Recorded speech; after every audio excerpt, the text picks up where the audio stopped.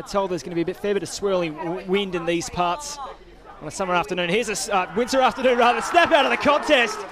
There's the first for the Cardinals. Henry Brown it was. He's a goal kicker this year, the Big V nominee. Already turns and burns and goes towards the hot spot. Who's the leaper for the Zavs? Well, Delaney's not down there, which meant that Tarrant was unopposed and coming across and intercepting. And he goes straight up the guts. It's a great kick, and it falls into the waiting arms of Polkinghorn, back in the side today. Was a laid out a couple of weeks ago with illness, but he's out there and fighting fit. Now this is where the XAVERIANS have been able to hold up the Cardinals. Conway's just snuck onto the ground. I don't think it'll get there fast enough. Well, Grant will fly, didn't take the mark. Brown lost as he hit the ground. Here's Angus Simons, the light. He breaks past one. He snaps from the boundary and sets it up for Hayes. Clever kick. Footy smarts from one of the best small forwards in the game. Mark Nat, a legend of Old Scotch, being a small forward himself. And now Ben Hayes, who's accumulated disposal at will this year, slams it through. And the Cardinals respond to the pressure against the XAVERIANS. He's on the other end for themselves. So we start the second term with Sproullier going up against Grant. Nathan Frenetic getting the clearance and sending the Cardinals inside 50. There's been a whistle, and Valentine has earned the free kick. As you heard during Mark Nat's spiel at quarter time, they've been very conscious of Ryan Valentine. They know he's out there, they know his presence. And straight away to start this second quarter, 15 seconds in, he has earned himself a free kick for Bowen's, the builder's choice. So Ryan Valentine has the chance to give them two in what would be 45 seconds of playing time and give the Cardinals the lead, an unlikely lead early, very early in this second term. Confidence player as well, Ryan, so putting the first through bodes well for the rest of his afternoon. So approaches the goal face, directly in front. He'll have to kick it about 45 metres, steers it home, and straight up to Alex Trigar, which you know is going to fire up just about everyone here at Toorak Park. The Cardinals take the lead, 4-1-25 to 3-4-22. As Tristan Fernanda rejoins us up here. Great insights from Mark Nat at quarter time. Of course, last week AFL, you see the modern game tagging back in vogue. Do you reckon there might be some sort of run with role here for the Cardinals? Obviously, if a player with ball in hand like Frenetic, if you can quell his influence, it's a long way to stopping their surge, rather, as just get distracted by a free kick on play. It's got at the back to Mackenzie Allen from the goal line. I'm not quite sure what that free kick was for. For the XAVERIANS, 5-1. That's a brilliant mark. Paddy, I noticed at the start of this quarter, as Henry Brown intercepts, James Tarrant has moved forward. Yeah, and he'll look to get on the end of this as well, although Brown's found a superior target in the leading Angus Simons, who marks on his chest. So usually playing at the feet of the big boys, he's going to hand it off. Frenetic from a step inside 50. Helicopter punt. Gets to the line where Tarrant marks it. I was going to say, Tristan Fernanda, that if I was Mark Nat, my number one structural change is to put this bloke in the forward half in this third term and just leave him there. So dangerous in the air, as we saw with that mark. Stuck like glue. Gorman commercial mark of the... And it's come back the other way. Going back with a flight. That's a terrific mark from Grant. Whoever he can find, he actually breaks out of this contest, loses the ball, gathered by Gelbart, in tight handball, Fisher's there. Spraulier's kick went straight up 5 metres, where it was taken by Frenetic. His kick smothered inside 50. Frenetic's got it again. Handballs it out wide. They've finally got some space. Stubbings slipped over at the critical moment. Got a handball away. Simons in space, needs to gather. Draws the high contact free kick. And this will start an all-in just about, you'd think. Could be 50 as well. Simons was mugged, in truth, by an old XAVERIAN. He'll be marched to the goal line with a 50-metre penalty. He puts through a goal as they're really getting stuck into it inside 50. Angus Simons, he has his first. As Goodison went back with a flight. Valentine sweep the handball. He had Brown. He's got Polkinghorn. He snaps over his shoulder. It ends up at the top of the goal square. Tuddenham just threw it away. Yes. And it's going to be a free kick to the Cardinals, and Ben Thompson from a very similar spot to where he kicked a goal on quarter time. No Phipps Parsons kicked that goal minutes ago. In the premiership term, Ben Thompson, who gave them the unlikely lead, or at least closed the gap right on quarter time. Now he can extend it to 15. For his second. He's got it. He likes it. Gun barrel straight. Actions in that contest. Here's Cormac inside 50. Tarrant's got a run and a jump. He's got about 3 defenders. The spoil went straight to the Cardinals, and marking in the goal square is Conway in a one-on-one. It's a remarkable front and square there. Polkinghorne it was on the left. I think you'd be kind in saying that he picked out Gelbart. He was going for goal on the left, and for the second time in this game, the Cardinals will have an opportunity after the siren to kick a goal. Well, hit it at speed, snap round the corner, strength of Conway did the rest. Izzy for his second today.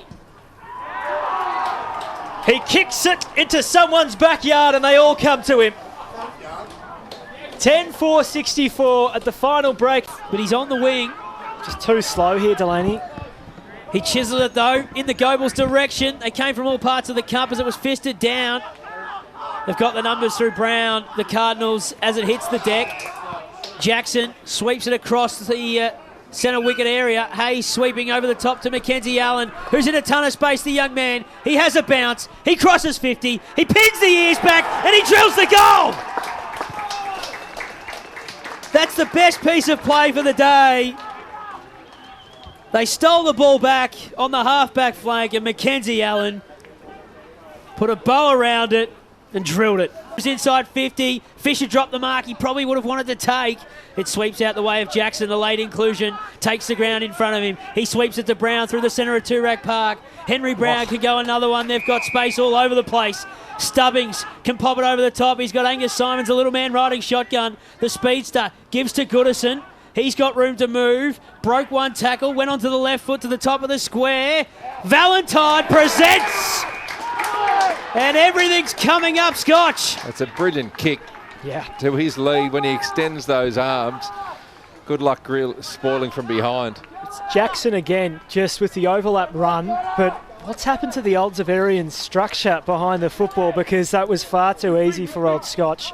As soon as that kick found Stubbings on the wing, they were pretty much home and hosed. Fatigue one thing, come in one side, exit the other. Almost impossible to defend given the work rate of old Scotch since half-time.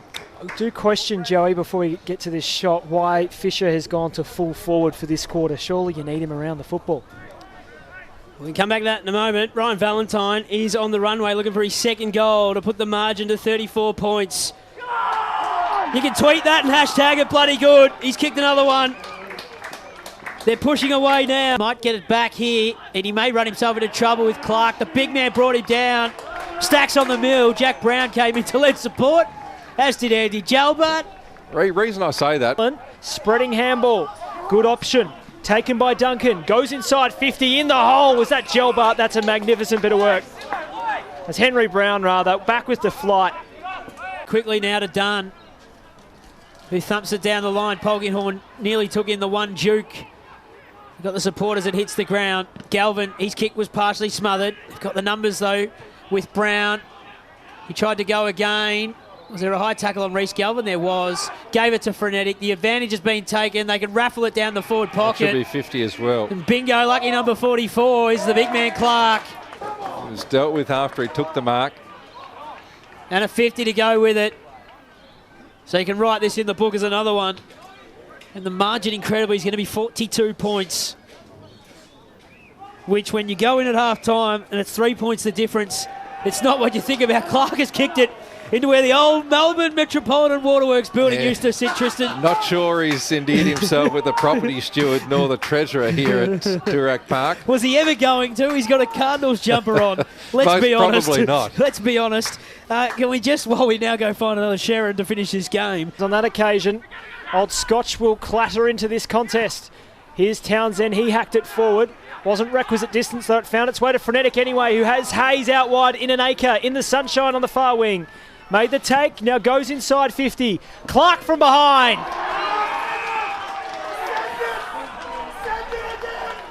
Send it again, say the faithful.